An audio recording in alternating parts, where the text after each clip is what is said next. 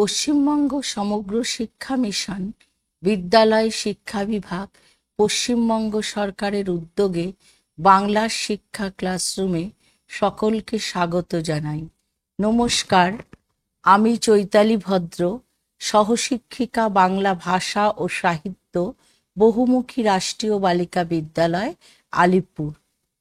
আজ এখানে বিষয় বাংলা পড়ানো হবে একাদশ শ্রেণী প্রথম সেমিস্টারের পুঁই মাচা গল্পটি। লেখক বিভূতিভূষণ বন্দ্যোপাধ্যায়। পুঁই মাচা, দেখো, শুরুতেই তোমাদের জানতে হবে যে বিভূতিভূষণ আসলে কেমন মানুষ ছিলেন। যেসব জীবন আড়ালে আত্মগোপন করে আছে তাদের কথা বলতেই হবে। তাহলে এটাই ছিল লেখক বিভূতিভূষণের উদ্দেশ্য, যে যারা শুধু দিয়ে গেল, পেল না কিছুই, সেই সমস্ত বঞ্চিত মানুষের পাঁচালীকেই তিনি পথের পাঁচালী করে তুলেছেন তার গল্পে এবং উপন্যাসে। বিভূতিভূষণ বন্দ্যোপাধ্যায়ের ছবি। তার জন্ম 12ই সেপ্টেম্বর 1894 সাল, মৃত্যু 1 নভেম্বর 1950 সালে। জন্মস্থান ঘোষপাড়া, মুরাতিপুর গ্রাম, উত্তর 24 পরগনা। পিতা মহানন্দ বন্দ্যোপাধ্যায়, মাতা মৃণালিনী বন্দ্যোপাধ্যায়। এই গল্পটির উৎস প্রথম প্রকাশিত হয়েছিল প্রবাসী পত্রিকার মাঘ সংখ্যায়। পরে গল্পটি অন্তর্ভুক্ত হয়েছে তার মেঘমল্লার গল্প গ্রন্থে। তার উল্লেখযোগ্য রচনাবলী কি? অনেক আছে, আমি কয়েকটি তুলে ধরেছি। মেঘমল্লার মৌরি ফুল, কিন্নর দল, যাত্রী দল, বিধু মাস্টার প্রভৃতি। উপন্যাসের মধ্যে বিখ্যাত পথের পাঁচালী, যাকে আরও সুবিখ্যাত করে দিয়েছেন পরিচালক সত্যজিৎ রায়। অপরাজিত, দৃষ্টিপ্রদীপ, আরণ্যক, আদর্শ হিন্দু হোটেল প্রভৃতি। শিশু সাহিত্য, চাঁদের পাহাড়, মিসমিদের কবচ ইত্যাদি। ভ্রমণ কাহিনী, অভিযাত্রিক, বনে পাহাড়ে। তার বৈশিষ্ট্যগুলো কি লেখার? মূলত পল্লী প্রকৃতি উপজীব্য বিষয়, তাই তাকে বলা হয় পল্লীর লেখক। হ্যাঁ, পল্লীর পথের পাঁচালী রচনা করেছেন তিনি। 2, সাধারণ গ্রাম্য জীবনের সীমাবদ্ধতার মধ্যে তার চরিত্রগুলি অসীমের স্পর্শ লাভে ধন্য। আর কি? পার্থিব সুখ দুঃখের পথ ধরেই উদার মুক্তির ক্ষেত্রে তার উত্তরণ। আর খুব ছোট ছোট সুখ দুঃখকে তিনি খুব সুচারুভাবে, নিপুণভাবে তার গল্পে, উপন্যাসে তুলে ধরেছেন। এবং তার গল্পগুলো পড়লে যেমন প্রকৃতির আস্বাদ পাওয়া যায়, তেমন গ্রামীণ জীবনের নানান সীমাবদ্ধতা, কুসংস্কার, সংস্কার, তার ছবি পাওয়া যায়, যেমন আমরা শরৎচন্দ্রে পেয়েছি। আর তারই সাথে এই ছোট ছোট সুখ দুঃখ নিয়েই সকলে না কেউ কেউ যেন এক অনন্ত মুক্তির পথে যাত্রা করে। এবং তার গল্পগুলি পড়লে অনেক সময় আমরা চোখের জল ধরে রাখতে পারি না। এই বৈশিষ্ট্যটা সামনে রেখে আমি তোমাদের পুঁই মাচা গল্পটা পুরোটা পড়ে শোনাতে পারবো না, সময় সংক্ষেপ। কিছু উল্লেখযোগ্য অংশ শোনাবো, যেখানে এই বৈশিষ্ট্য যেখানে যেখানে প্রস্ফুটিত হচ্ছে। গল্প শুরু হচ্ছে। পুঁই মাচা নামটাই দেখো, খুব একটা তুচ্ছ জিনিস, পুঁই শাক। কেউ হয়তো তোমরা খাও, কেউ খেতে ভালোবাসো, কেউ খেতে ভালোবাসো না। তা শহরাঞ্চলরা হয়তো সেভাবে পুঁই মাচা দেখোইনি। শহরাঞ্চলে যে সমস্ত ছাত্রছাত্রীরা থাকো, গ্রামাঞ্চলে এখনো এগুলো দেখা যায়। তা গল্পের শুরুই হচ্ছে নাম পুঁই মাচা। কোনো শক্ত শব্দ না, কোনো আধিদৈবিক ভৌতিক ভাবনা না, সামান্য একটা পুঁই মাচা গল্পের নামকরণে উঠে আসছে। সহায়রী চাটুর্যে উঠানে পা দিয়াই স্ত্রীকে বলিলেন, একটা বড় বাটি কি ঘটি যা হয় কিছু দাও তো, তারক্ষুড়ো গাছ কেটেছে, একটু ভালো রস আনি। তাহলে বোঝা যাচ্ছে সহায়রী চাটুর্যে একজন ব্যক্তি, তিনি তার স্ত্রীর কাছে এসে বাটি চাইছেন বা ঘটি। এবার গাছ কাটার কথাটা একটু বুঝিয়ে দিই।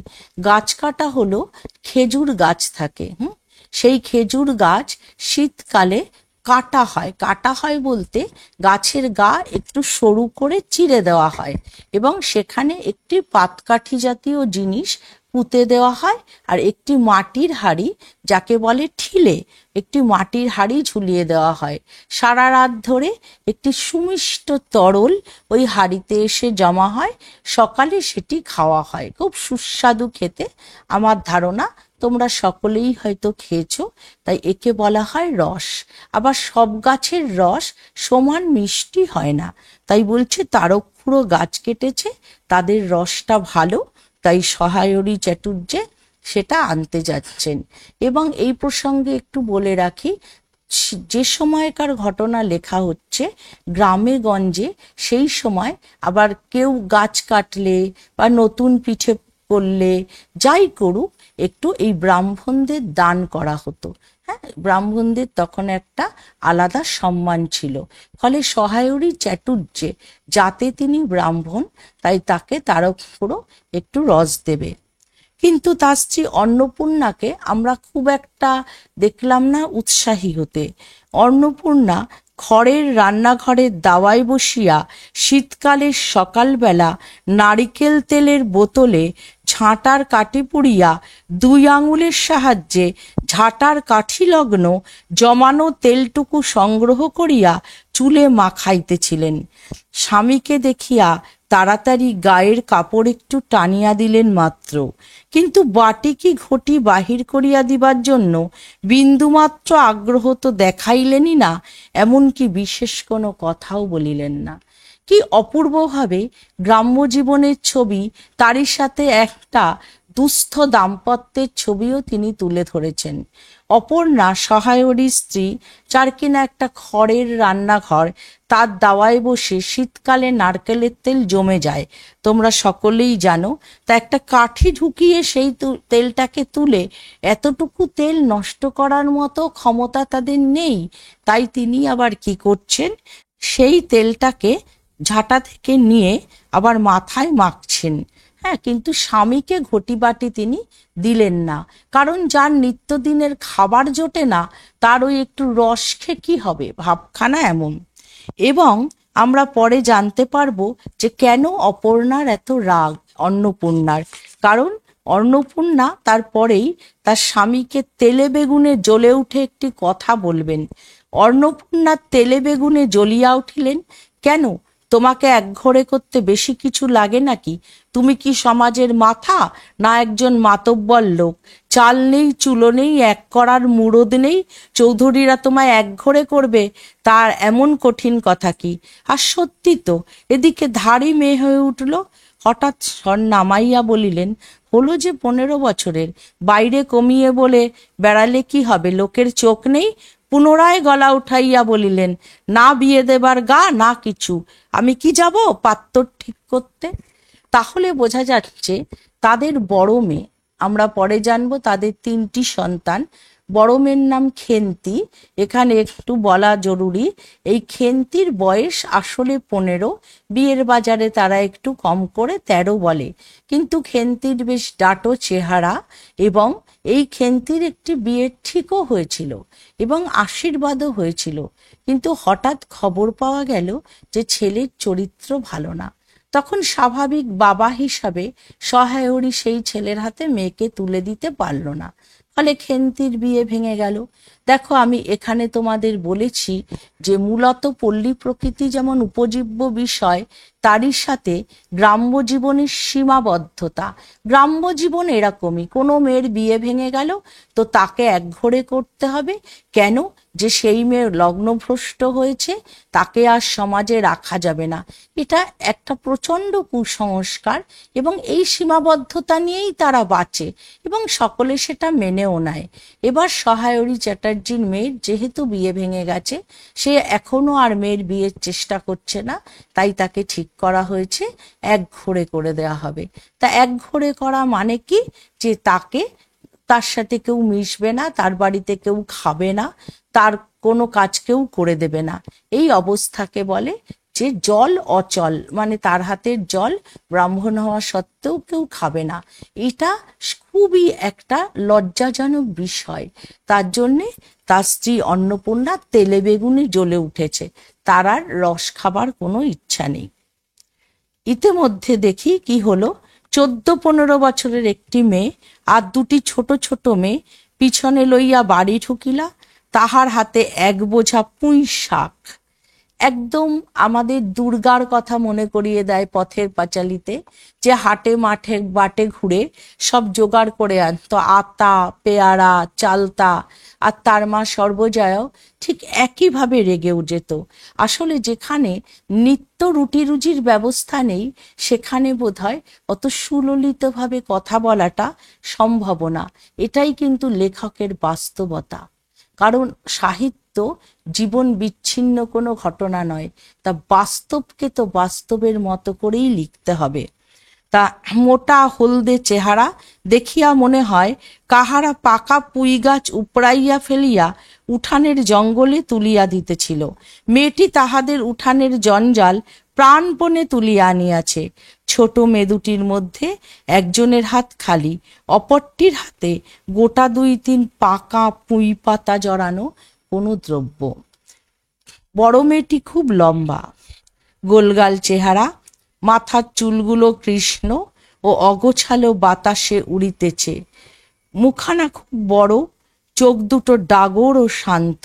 সরু সরু কাচের চুড়িগুলি 2 পয়সা ডজনের একটি সেফটিপিন দিয়া একত্র করিয়া আটকানো। কি অসাধারণ বর্ণনা! মানে আমাদের চোখের সামনে খেন্তির চেহারাটা পুরো ভেসে উঠছে, আমরা যেন তাকে হাতে পেন্সিল পেলে এঁকে দিতে পারবো, এমনই ভাবে তিনি লিখেছেন। পিনটির বয়স খুঁজিতে যাইলে প্রাগৈতিহাসিক যুগে গিয়া পড়িতে হয়। এই বড় মেয়েটির নামই বোধ হয় খেন্তি, কারণ সে তাড়াতাড়ি পিছন ফিরিয়া তাহার পশ্চাৎবর্তিনীর হাত হইতে পুঁই পাতা জড়ানো দ্রব্যটি লইয়া মেলিয়া ধরিল। চিংড়ি মাছ বাবা, গয়াবুড়ির কাছ থেকে রাস্তায় নিলাম, দিতে চায় না, বলে তোমার বাবার কাছে আর দিনকার দরুন 2 পয়সা বাকি আছে। আমি বললাম, দাও গয়া পিসি, আমার বাবা কি তোমার 2 পয়সা নিয়ে পালিয়ে যাবে? আর এই পুঁই শাকগুলো ঘাটের ধারে রায় কাকা দিয়ে বললেন নিয়ে যা, কেমন মোটা মোটা। দেখো, ওর ছোট মানুষ, ছেলে মানুষ, তাই কি অবলীলাক্রমে রায় কাকা যে পুঁই শাক খাওয়া যাবে না, ফেলে দিতে হবে, সেই পুঁই শাকটা ওকে দিয়ে দিল। এবং গয়াবুড়ির কাছ থেকে সে চিনতে একটু চিংড়ি মাছ এনেছে, কারণ আমরা জানতে পারবো পরে খেন্তি পুঁই শাক খেতে বড্ড ভালোবাসে। এই ঘটনা শোনার পর স্বাভাবিকভাবেই খেন্তির মা আরো রেগে গেল। আর এই 3টে মেয়েই তাদের মাকে খুব ভয় করে। একটু আড়ালে বলতে গেলে বলতে হয়, সহায়রীও স্ত্রীকে খুব ভয় করে। ফলে কেউ কিছু বলতে পারল না। তার মা ছোট মেয়েকে বলল যে যা, ওইগুলো সব ফেলে দিয়ায় খিড়কির ধারে পুকুর পাড়ে। এবং অসহায়ের মতো খেন্তি বাবার দিকে তাকিয়ে থাকলো, কিন্তু তার বাবাও এত অসহায়, কিছুই করতে পারলো না, সে সেগুলোকে সব ফেলে দিল। এই যে জীবনের সীমাবদ্ধতা, আবার তারই মধ্যে কোথায় ছোট ছোট ওই একটু পুঁই ডাঁটা কুড়িয়ে আনা, একটু গয়া পিসির কাছ থেকে চেয়ে আনা একটু চিংড়ি মাছ, তার মধ্যেই যেন এক অনন্তকে তারা স্পর্শ করে, ধন্য হয়। তবু তার মা বড় রূঢ়, সে সমস্ত কিছু ফেলে দিল। সহায়রী বড় মেয়ের মুখের দিকে চাহিল, কিন্তু মনে কষ্ট হইল, কিন্তু কিছুই করিতে পারিল না। বাড়িতে কেহ ছিল না। তিনি নিজে গিয়া উঠানে ও খিড়কির দোরের আশপাশে যে ডাটা পড়িয়াছিল সেগুলি কুড়াইয়া লইয়া আসিলেন। বাকিগুলি কুড়ানো যায় না, ডোবার ধারে ছাই গাদায় ফেলিয়া দিয়াছে। কুচো চিংড়ি দিয়া এই রূপে চুপি চুপি অন্নপূর্ণা পুঁই শাকের তরকারি রাঁধিলেন। তাহলে দেখো মানুষের মন বড় বিচিত্র। সেই সময় সে খুব রেগে গেছিল। আসলে তার এটা খুব অপমান মনে হয়েছিল যে ফেলে দেওয়া পুঁই ডাঁটা তাই কিনা বাচ্চাদের হাতে ধরিয়ে দিল খাবার জন্য। তারা গরিব হতে পারে, কিন্তু তারা তো ভিক্ষা উপজীবী না, তারা তো ভিক্ষা চায়নি। কিন্তু মায়ের মন এমনই হয়। কি সুচারু দক্ষতায় বিভূতিভূষণ তুলে ধরেছেন যে আসলে তো অন্নপূর্ণা মা সবার উপরে। দেখো, সে রাগ করলো, ফেলে দিল, আবার গিয়ে চুপি চুপি সেগুলো কুড়িয়ে নিয়ে এসে ওই চিংড়ি মাছটা দিয়ে রান্নাও করলো। কেন?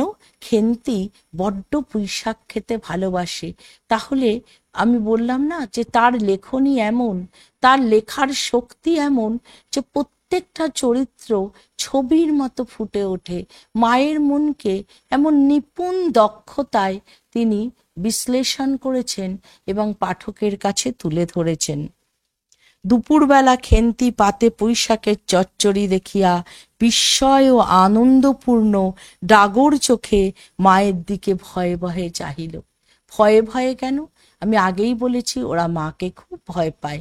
আর ওই যে মা তো ফেলে দিয়েছিল পুঁইশাক রাগ করে, আবার পুঁইশাক দেখে একটা আনন্দ, বিস্ময়, তার সাথে ভয় সব মিলে মিশে গেল।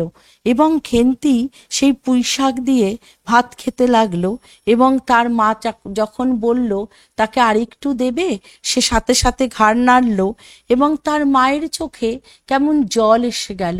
মা তো, সব মায়েরই ইচ্ছা করে বাচ্চার মুখে একটু ভালো মন্দ খাবার তুলে দিতে। তারা বড্ড গরিব, তাদের সহায় সম্বল নেই, তাই সে পারে না খেন্তি বা বাকি দুই মেয়ের মুখে একটু ভালো খাবার দিতে।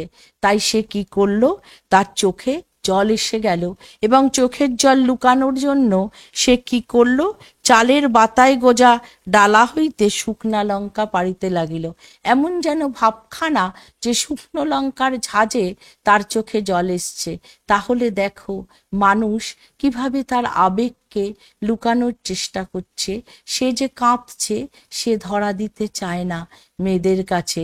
হ্যাঁ, তার জন্য সে শুকনা লঙ্কা পাড়তে লাগলো। তারপরে কালীময়ের চণ্ডী মণ্ডপে বিকালবেলা সহায় হরির ডাক পড়ল এবং সেখানে তাকে ইনিয়ে বিনিয়ে নানা কথা বলার পর বলা হলো যে সে কেন, কি হয়েছে, ছেলেদের একটু চরিত্র দোষ হলে কি হয়, সোনার আংটি আবার বাঁকা আর সোজা, এই ধারণা কিন্তু এখনো আমাদের সমাজে আছে। তোমরা ভেবো না যে এখন নেই, এখন খুব ভালো হয়ে গেছে সমাজ, মোটেই না। তাই বলছে কেন সে বিয়ে দেয়নি, ও তো উৎসর্গ করা মেয়ে, তার মানে আশীর্বাদ হয়ে গেছিল। বলছে সেই মেয়েকে তুমি ঘরে রেখে দিয়েছো, তো তোমার তো বিপদ হবেই, তোমাকে একঘরে হতে হবেই। চণ্ডী মণ্ডপ কি একটু বলে দিই। মধ্যযুগে ষোড়শ শতাব্দীতে গ্রাম বাংলার সম্ভ্রান্ত পরিবারে চণ্ডী পাঠের স্থান বা ঠাকুর দালানকে চণ্ডী মণ্ডপ বলা হয়। এখন যে কোনো দেবদেবীর পূজাস্থল, জমিদার বা গ্রামের মাতব্বরদের সভাস্থল হিসেবে সেটি ব্যবহৃত। পুঁইমাচা গল্পে চৌধুরীদের চণ্ডীমণ্ডপ কালীময় ঠাকুরদের কালীমায়ের চণ্ডীমণ্ডপ হিসেবেই ব্যবহৃত হয়। এবং এই চণ্ডী মণ্ডপে কি হয়, আড্ডা জমে সন্ধ্যাবেলা এবং সেখানে পাড়ার সমস্ত বিচার হয়। তা সেখানে তাকে বলা হলো, তা সহায়রী তো অসহায়, সে কি করবে, সে বাবা হয়ে যে কোনো লোকের হাতে তুলে দেবে? এটা কখনো হয়? হয় না। সে একটু বিষণ্ণ হয়ে বাড়ি ফিরল। পরের দিন কি অন্নপূর্ণা স্নান করিয়া সবে কাপড় ছাড়িয়া উনুন ধরাইবার জোগাড় করিতেছে। মুখুজ্জ বাড়ির ছোট খুকি দুর্গা আসিয়া বলিল, খুড়িমা, মা বলে দিলে খুড়িমাকে গিয়ে বল মাছ হবে না, তুমি আমাদের নবান্নটা মেখে আর ইতুর ঘটগুলো বার করে দিয়ে আসবে। এটা একটা গ্রাম বাংলার বিশেষ উৎসব, নতুন ধানের উৎসব নবান্ন। আর ইতু হচ্ছে সেই লক্ষ্মী, এক ধরনের পৌষ লক্ষ্মী। তার পুজোটা করে দিয়ে আসতে হবে সহায়রী স্ত্রীকে। আমি একটু তোমাদের ইতু আর নবান্ন সম্পর্কেও একটু জানিয়ে দিই। নবান্ন, নবান্ন হচ্ছে নতুন ধানের চাল এবং গরুর দুধ ও খেজুর গাছের প্রথম দিনের রসে তৈরি নলেন গুড় সহযোগে পায়েস, যা কৃষি দেবতার উদ্দেশ্যে এবং লক্ষ্মী দেবীর উদ্দেশ্যে নিবেদিত হয়। আবার কোথাও কোথাও নতুন চাল, সেটাকে হাফ গুঁড়ো করা হয়, তার সাথে নানা রকম ফল, দুধ ও নারকেল কোড়া দিয়ে মিশিয়ে একটি সিন্নি তৈরি করে গৃহলক্ষ্মীকে দেওয়া হয়। তাকে নবান্ন বলে। ইতুর ঘট পশ্চিমবঙ্গ এবং পূর্ববঙ্গের প্রচলিত লৌকিক সূর্য পূজা, তবে পশ্চিমবঙ্গেই এর চলন অধিক। অগ্রহায়ণ মাসের প্রতি রবিবারে শস্য ও সম্পত্তির কামনায় ছোট ঘটে এই পুজো করতে হয়। এই ঘটের নাম ইতুর ঘট। ঘটের মধ্যে কি কি থাকে? ধান, ছোলা, মটর প্রভৃতি শস্য থাকে। সংক্রান্তিতে ঘট বিসর্জন দেওয়া হয়। মিত্র অগ্রহায়ণের আদিত্য, এই জন্যে এই মাসেই ইতু পুজো হয়। তারপরে আমরা এখানে পাবো পৌষ সংক্রান্তি, পরে আসছি। তা যখন সে মুখুজ্জে পাড়ায় যাচ্ছে, একটা বনের মধ্যে খস খস আওয়াজ হলো। কি হলো? দাঁড়ালো, কে আওয়াজ করছে? তখন তাড়াতাড়ি করে তাকে বলল মুখুজ্জে বাড়ির মেয়ে যে দেখো দেখো, একটা কি সুন্দর হলুদ পাখি। সেই দিকে তার মনটা চলে গেল। ফলে সে আওয়াজটা শুনলেও নির্ধারণ করতে পারল না। কিন্তু বাড়ি এসে দেখলো একটা 15-16 সের ওজনের মেটে আলু পড়ে রয়েছে।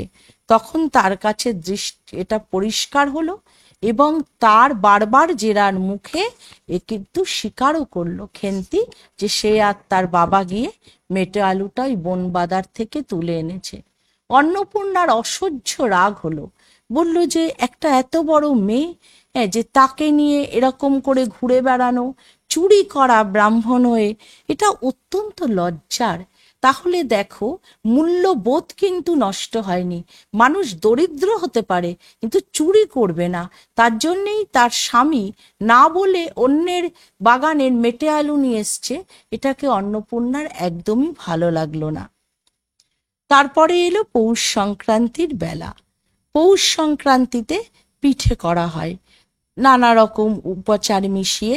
তা অন্নপূর্ণাদের তো ততটা সহায় নেই, তাই যেমন পারলো সেরকমই সে করছে। সে কি করছে? সন্ধ্যাবেলা অন্নপূর্ণা একটি কাশিতে চালের গুঁড়া, ময়দা, গুড় দিয়া চটকাইতেছিলেন। একটা ছোট বাটিতে 1 বাটি তেল, খেন্তি কুড়ুনির নিচে একটি কলার পাত পাড়িয়া 1 থালা নারিকেল কুড়িতেছে। অন্নপূর্ণা প্রথমে খেন্তির সাহায্য লইতে স্বীকৃত হন নাই, কারণ সে যেখানে সেখানে বসে, বনে বাদারে ঘুরিয়া ফেরে, তাহার কাপড় চোপড় সূচি নহে। অবশেষে খেন্তি নিতান্ত ধরিয়া পড়ায় হাত পা ধোয়াইয়া ও শুষ্ক কাপড় পরাইয়া তাহাকে বর্তমান পদে নিযুক্ত করিয়াছেন। কি সুন্দর ছবি! পুরো গ্রাম বাংলার মা আর সন্তানদের একটা মিলিত সুখের ছবি। মা পিঠে তৈরি করবে, যে সন্তানটি বড় সে নারকেল কুড়িয়ে দিচ্ছে, বাকিরা উনুনের পাশে বসে আছে। তাদের কারোরই যথেষ্ট গরম জামা কাপড় নেই, তাই নিয়ে তাদের ক্ষোভও নেই। খেন্তির একখানা ছিল, তার বাবা এনে দিয়েছিল কালো সার্জের এই 2.5 টাকা মূল্যের জামা। ছিঁড়িয়া যাইবার পর তাহাতে কতবার রিফু ইত্যাদি করা হইয়াছিল। সম্প্রতি গত বৎসর হইতে খেন্তির স্বাস্থ্য উন্নতি হওয়ার দরুন জামাটি তাহার গায়ে হয় না। সংসারে এসব খোঁজ সহায়রই রাখিতেন না। জামার বর্তমান অবস্থা অন্নপূর্ণারও জানা ছিল না। খেন্তির নিজস্ব ভাঙা টিনের তরঙ্গের মধ্যে উহা থাকিত। সে যতই গরিব হোক, তারও একটা, সে বড় হচ্ছে, তার একটা ভালো লাগার, ভালোবাসার একান্ত আপন জায়গা চাই। তার একটা ভাঙা টিনের তোরঙ্গ ছিল, সেখানে সেই জামাটিকে এত ভালোবাসতো। গরম জামাটি তার গায়ে হয় না, কিন্তু বাবা কিনে দিয়েছিল, তাই সে যত্ন করে জামাটিকে রেখে দিয়েছিল। আর বাকিরা উনানের পাশে বসে হাত সেঁকছিল, রাধি আর পুটি। ময়দার গোলা মাখা শেষ হলে অন্নপূর্ণা উনুনে খোলা চাপাইতে যাইতেছেন। ছোট মেয়ে রাধি ডান হাতখানা পাতিয়া বলিল, মা ওই একটু, ওই যে গোলাটা, নারকেল কোলা, দুধ, চাল দিয়ে এবং তার সাথে নলেন গুড় বেশ সুস্বাদু হয়। তা ছোট্ট মেয়ে রাধি চাইলো, তার দেখা দেখি তার মেয়ে পুটিও চাইলো এবং শেষে খেন্তিও হাত বাড়িয়ে দিল। এবং খেন্তি একটু খেতে ভালোবাসে, কিন্তু একটু ভোজন রসিক। এই তিন বোনের মধ্যে সেই সবচেয়ে বেশি খায়। আর পৌষ সংক্রান্তিটা কি? বাংলার নবম মাস পৌষের শেষ দিকে মকর সংক্রান্তিতে বাংলার কৃষকদের ঘরে পালিত লোক উৎসব হলো পৌষ সংক্রান্তি। পৌষ সংক্রান্তিতে বাংলার ঘরে ঘরে চালের গুঁড়ো, খেজুরের গুড়, ময়দা, নারিকেল কোড়া সহযোগে বিভিন্ন প্রকার পিঠে, পায়েস, পুলি, সরু চাকলি প্রভৃতি বানানো হয় এবং পরস্পরের মধ্যে আদান প্রদানও হয়। এটা একটা বাঙালিদের বড় উৎসব। এটা নিয়ে তাই কবি ঈশ্বর গুপ্তের কবিতাও আছে, তার নামই পৌষ পার্বণ। যে আলো চাল, গুড়, তিল, নারিকেল আর গড়িতেছে পিঠে পুলি অশেষ প্রকার। এবং এটা একটা প্রীতি ও সৌহার্দ্যের ছবি, যে প্রত্যেককে দিয়ে খেত। তখনও কিন্তু মানুষের মধ্যে এই পারস্পরিক আদান প্রদানের ব্যাপারটা ছিল। এবং খেন্তি কি করলো, একটু নারকোল কোড়াও মায়ের কাছ থেকে অনুমতি নিয়ে যে নিজের জন্য সে রেখে দিল। কিন্তু ভবি ভুলবার নয়, শেষ পর্যন্ত এক দুঃসম্পর্কের আত্মীয় তাদের আনলো এক সম্বন্ধ। ছেলেটির বয়স 40 আর খেন্তির বয়স কত, 15। ছেলেটি দোজবড়ে মানে যার আগে স্ত্রী ছিল, মারা গেছে, সে দ্বিতীয়বার বিবাহ করছে। লোকে বলল তাতে কি হয়েছে, ও এমন কিছু না। এবং তাদের বিবাহ হলো। এবং বিবাহের সময় খেন্তি কাঁদতে কাঁদতে শ্বশুর বাড়িতে যখন গেল, মাকে বারবার বলে গেল তাকে যেন আষাঢ় মাসে নিয়ে আসা হয়। কিন্তু আষাঢ় গেল এলো, তার বাবা যেতে পারল না। কারণ মেয়ের বাড়ি তো খালি হাতে যাওয়া যায় না, কি করে যাবে সেখানে বলো। পুজোর সময় এলো, তখন তাদেরকে তত্ত্ব পাঠাতে হবে, তাদের সেই তত্ত্বের পয়সা নেই। ফলে পুজোর সময়ও সে তার মেয়ের কাছে যেতে পারল না। তারপরে সেই মেয়ের বসন্ত রোগ হলো শীতে।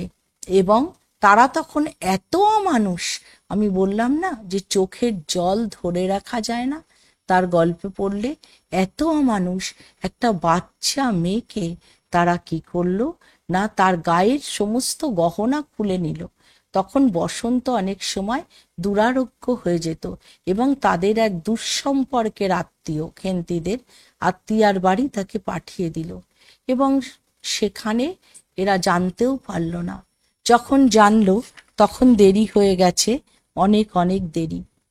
খেন্তির বাবা সহায়রী গেলেন, কিন্তু তখন যা হবার হয়ে গেছে, তখন আর কিছুই করতে পারল না।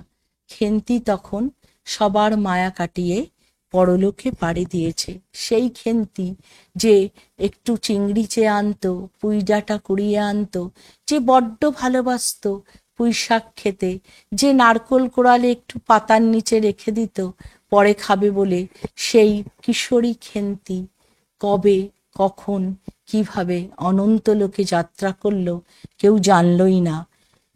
সহায়রী বললেন, আমার স্ত্রী অত্যন্ত কান্নাকাটি করতে লাগলো। পৌষ মাসে দেখতে গেলাম মেয়েটার যে অবস্থা করেছে। শাশুড়িটিকে শুনিয়ে শুনিয়ে বলতে লাগলো যে না জেনে শুনে ছোট লোকের সঙ্গে কুটুম্বিতা করলে এমনই হয়। তিনি যখন গিয়েছিলেন তখন তার শাশুড়ি এই কথাগুলি, মানে খেন্তির শাশুড়ি, তার বাবাকে শুনিয়েছিল। এমনি করে তার মেয়েটা চলেই গেল, তাদের সাথে আর দেখা হলো না। আবার পৌষ সংক্রান্তি এলো, দিন দিনের নিয়মে চলে, থেমে থাকে না। এ পৌষ সংক্রান্তি আর আগের পৌষ সংক্রান্তির অনেক পার্থক্য হয়ে গেল। এই পৌষ সংক্রান্তিতে আবারও তার মা নিয়মবশত পিঠে করতে বসলো। সন্ধ্যার সময় রান্নাঘরের মধ্যে বসিয়া অন্নপূর্ণা সরু চাকলি পিঠের জন্য চালের গুঁড়ার গোলা তৈয়ারি করিতেছেন। পুটি ও রাধি উনানের পাশে বসিয়া আগুন পোহাইতেছে। তাদের সুখের যে ছবি ছিল, একজন কিন্তু সেখান থেকে চিরতরে হারিয়ে গেল। তবু জীবনের নিয়মে চলতেই থাকলো। রাধি বলিতেছে, আর একটু জল দিতে হবে মা, অত ঘন করে ফেললে কেন? যে কথাগুলো আগে খেন্তি বলতো, দেখো একজনের ভার কেমন করে আর একজনের উপর চলে যায়, আজকে রাধি সে কথা বলছে যে অত ঘন করে ফেললে কেন? পুটি বলল, আচ্ছা মা, ওতে একটু নুন দিলে হয় না? তারা সবাই চেষ্টা করছে খেন্তির চলে যাওয়ার যন্ত্রণাটাকে ফুলে থাকার জন্য, তাই নানা রকম কথার অবতারণা করছে। কেউ বলছে গোলাটা বেশি ঘন করে ফেললে, কেউ বলছে একটু নুন দাও। ওমা, দেখো মা, রাধি দোলাই কোথায় ঝুলছে, এক্ষুনি ধরে উঠবে। রাধি দোলাই হচ্ছে শীতকালে গায়ে দেওয়ার চাদর, এমন করে উনুনের উপর ঝুলছিল যে আগুন ধরে যেতে পারে। অন্নপূর্ণা বলিয়া উঠিলেন, সরে এসে বসো মা, আগুনের ঘাড়ে গিয়ে না বসলে কি আগুন পোহানো হয় না? আসলে অন্নপূর্ণা ঘরপোড়া গরু, তার একটি সন্তান তাকে ছেড়ে চলে গেছে।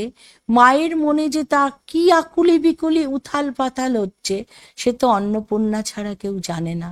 এদিকে আয়, গোলা তৈরি হইয়া গেল।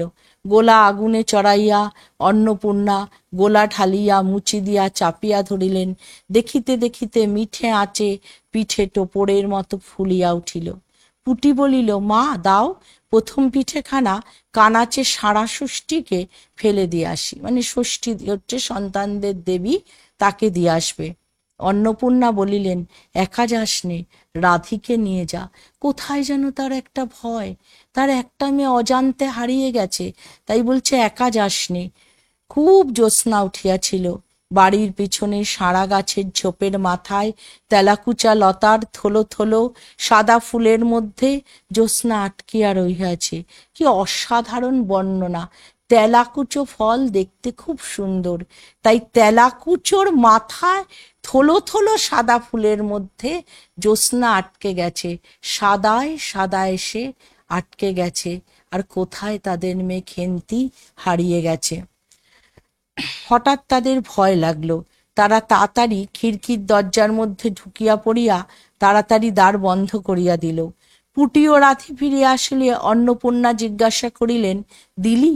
পুটি বলিল, হ্যাঁ মা, তুমি 8 বছর যেখান থেকে নেবুর চারা তুলে এনেছিলে সেখানে ফেলে দিলাম।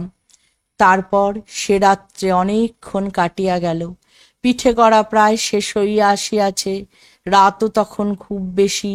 জ্যোৎস্নার আলোয় বাড়ি পিছনের বনে অনেকক্ষণ ধরিয়া একটা কাঠঠোকরা পাখি ঠকর ঠকর শব্দ করিতেছিল। তাহার স্বরটাও যেন ক্রমে তন্দ্রালু হইয়া পড়িতেছে। দুই বোনের খাইবার জন্য কলার পাতা চিরিতে চিরিতে পুটি অন্যমনস্কভাবে হঠাৎ বলিয়া উঠিল, দিদি বড় ভালোবাসত। ওই যে আমি প্রথমেই বললাম যে চলে যাওয়া তো যাওয়া নয়, কোথায় যেন সে থেকে যায়। আসলে তো আমাদের মনে সব সময় থেকে যায়, যে চলে যায় সে হারিয়ে যায়। তাই এই পৌষ সংক্রান্তিতে তারা নানা রকম কথা বলে ভুলে থাকতে চেয়েছে, কিন্তু শেষ পর্যন্ত বুঝল ভুলে থাকা সে তো নয় ভোলা, বিস্মৃতির মর্মে বসি দিয়েছ যে দোলা, তুমি অহরহ। পার্থিব সুখ দুঃখের পথ ধরেই তারা যেন একটা উদার মুক্তির ক্ষেত্র রচনা করছে। তাই সে বলল, দিদি বড় ভালোবাসত। তিনজনেই খানিকক্ষণ নির্বাক হইয়া বসিয়া রহিল। অনেক সময় জীবনে এমন পরিস্থিতি আসে যখন নিঃশব্দতাই বড্ড বেশি কথা বলে, আর শব্দেরা সেখানে জায়গা পায় না। তিনজনের দৃষ্টি কেমন করিয়া আপনা আপনি উঠোনের এক কোণে আবদ্ধ হইয়া রহিল। সেখানে বাড়ির সেই লোভী মেয়েটির লোভের স্মৃতি পাতায় পাতায় শিরায় শিরায় জড়াইয়া তাহার কত সাধের নিজের হাতে পোতা পুঁই গাছটি মাচা জুড়িয়া বাড়িয়া উঠিয়াছে। খেন্তি সেই যে মোটা হলুদ পুঁই শাক এনেছিল, ওর মা ছুঁড়ে ফেলে দিয়েছিল, সেখান থেকে একটা ডাঁটা নিয়ে খেন্তি পুঁতেছিল, কারণ সে বড্ড পুঁই শাক খেতে ভালোবাসে। বর্ষার জল ও কার্তিক মাসের শিশির লইয়া কচি কচি সবুজ ডগাগুলি মাচাতে সব ধরে নাই, মাচা হইতে বাহির হইয়া তুলিতেছে সুপুষ্ট নধর প্রবর্ধমান জীবনের লাবণ্যে ভরপুর। জীবন কোথাও কোনোদিন থেমে থাকেনি, থেমে থাকবে না, থেমে থাকেও না। তাই একজন চলে যায়, তার জায়গা অন্যজন নেয়। ওই যে পুঁই মাচা, ওই যে নধর পুষ্ট পুঁই ডাঁটাগুলো দুলছে, হাওয়ায় দুলছে, তারা যেন খেন্তির বার্তাই বহন করছে, খেন্তির কথাই বলছে, এবং এক জীবন থেকে আর এক জীবনে যাওয়ার সুতীব্র আশ্বাসকে তারা বাঁচিয়ে রাখছে। তাহলে বৈশিষ্ট্যে আমি যেগুলো বলছিলাম, যে মূলত পল্লী প্রকৃতি উপজীব্য বিষয়, দেখো পুরো গল্পটা এখানে সেই পল্লী প্রকৃতিরই গল্প। পুরো গল্পটা পল্লী প্রকৃতি এখানে উপজীব্য বিষয়। একটা পুঁই মাচা, তার সাথে হরেক রকম গাছ, জ্যোৎস্না এবং আরও নানা রকম আনুষঙ্গিক পল্লীর জীবনকে নিয়েই গল্পটা। সাধারণ গ্রাম্য জীবনের সীমাবদ্ধতার ছবি এখানে বারবার ফুটে উঠেছে। প্রত্যেকটার যে কুসংস্কার, যে মেয়ের একবার আশীর্বাদ হয়ে গেছে সেই মেয়েকে আর ঘরে রাখা যাবে না, শেষ পর্যন্ত তাকে মৃত্যুর মুখে ঠেলে দেওয়া যাবে, তবু তাকে ঘরে রাখা যাবে না। কিন্তু তার মধ্যেও কেউ কেউ আলাদা, কেউ কেউ সহায় হরি হয়, কেউ কেউ অন্নপূর্ণা হয়, যে মুখে হয়তো ধমকায় চমকায় শাসন করে, কিন্তু হৃদয়ের গভীরে মাতৃস্নেহের সে এক ফল্গু ধারা বয়ে চলে, মাতৃস্নেহের তার হৃদয়ে। আর পার্থিব সুখ দুঃখ নিয়েই জীবন, দুঃখকে মানতেই হবে, দুঃখকে বাদ দিয়ে আমরা সুখের পথে যেতে পারবো না। তবু তার মধ্যেই এক উদার মুক্তির বিচরণ মানে ক্ষেত্র রচনা করতে হবে। তাই সেই সাদা ফুলের জঙ্গলে সাদা আলো ভেসে যায়, কোথায় যেন এই গল্পের সমস্ত চরিত্রই উত্তরিত হয়ে যায় পার্থিব সুখ দুঃখের ঊর্ধ্বে। তারপরে আমরা এক নজরে একটু দেখে নিই গল্পের শরীরে কি কি আছে।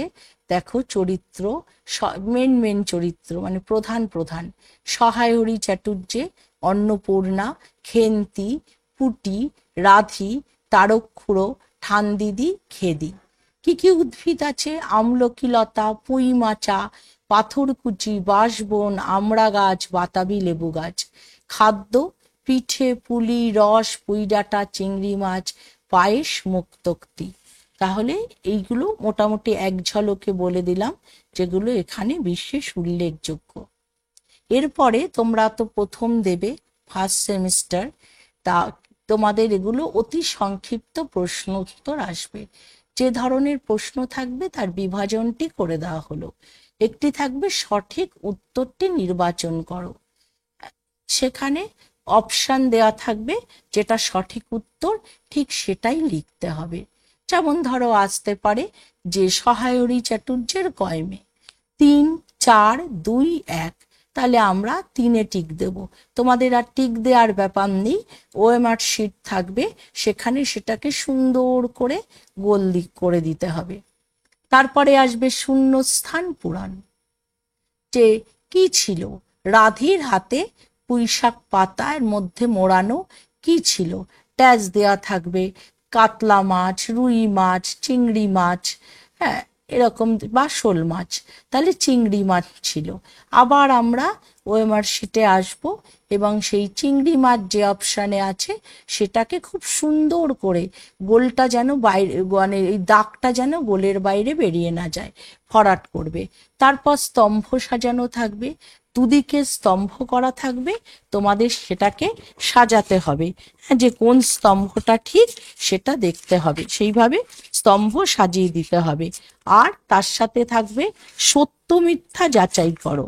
আরো কতগুলো নাম দিয়ে দিয়েছে, হ্যাঁ, যে এদের 3 বোনের নাম কি ছিল? খেন্তি, রাধি, পুটি। তারপরে আর একটা দিল দুর্গা, খেন্তি, পুটি। এরকম কতগুলো অপশান দিয়ে দেবে। তাহলে আমাদের দেখতে হবে ওই 3টে নাম কোন অপশানে রয়েছে, 1-এ, 2-এ না 3-এ। যে অপশানটা রয়েছে সেই অপশানটায় গোল করতে হবে। আর ঘটনাক্রমকে সাজাতে হবে। কতগুলো ঘটনাক্রম পরপর দিয়ে দেওয়া হবে, ক্রম অনুযায়ী দেওয়া হবে না, তোমাদেরকে ওটা ক্রম অনুযায়ী সাজিয়ে নিতে হবে। সাজিয়ে নিলেই দেখবে যে অপশানে ক্রম অনুযায়ী সাজানো আছে সেটাই। যেমন ধরো একে রয়েছে একটু ভালো রসানি, দুয়ে সহায়রী চাটুর্যে উঠোনে পা দিয়াই স্ত্রীকে বলিলেন, তিনে তারক্ষুড়ো গাছ কেটেছে, চারে একটা বড় বাটি কি ঘটি যা হয় কিছু দাও তো। তাহলে এখানে কোন অপশানটা সত্যি হবে? প্রথমটা হচ্ছে সহায়রী চাটুর্যে উঠোনে পা দিয়েই স্ত্রীকে বললেন। তারপরের ঘটনা, একটা বড় বাটি কি ঘটি যা কিছু হয় দাও তো। তারপরের ঘটনা, তারক্ষুড়ো গাছ কেটেছে। তারপরের ঘটনা, একটু ভালো রসানি। এই চারটে যে অপশানে পরপর সাজানো থাকবে সেই অপশানটাকেই গোল করতে হবে। তাহলে আমরা বৈশিষ্ট্য অনুযায়ী গল্পটাকে কি করেছি, প্রত্যেকটা ছত্র এখানে পড়া সম্ভব হয়নি, সময় সংক্ষেপ বলে কিছু অংশ পড়ে দিয়েছি এবং তোমাদেরকে বুঝিয়ে দিয়েছি। তোমাদের কাজ হলো এই গল্পটিকে আপাদমস্তক পড়ে ফেলা, প্রত্যেকটা লাইন পড়ে ফেলা এবং গল্পটাকে অনুধাবন করা। এবং আমি যেভাবে পড়িয়ে দিয়েছি আমার মনে হয় তোমাদের আর কোনো অসুবিধা গল্পটা হবে না পড়তে গেলে। আজ এই পর্যন্তই। সকলে সুস্থ থেকো, ভালো থেকো। ধন্যবাদ।